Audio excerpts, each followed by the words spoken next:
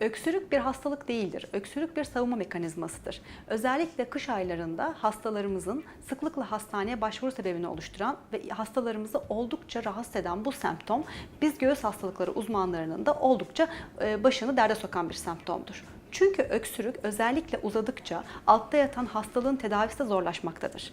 Halkımız tarafından oldukça yanlış yapılan, bilinçsizce kulaktan duyma kullanılan öksürük şurupları, balgam söktürücüler maalesef ki semptomları geçirmediği gibi bir de üstüne üstlük altta yatan hastalığın daha da ilerlemesini sağlarlar. O yüzden uzmanlar olarak öneriyoruz ki 2 haftayı geçmiş olan uzamış öksürüklerinizde mutlaka bir uzman görüşü almakta fayda var.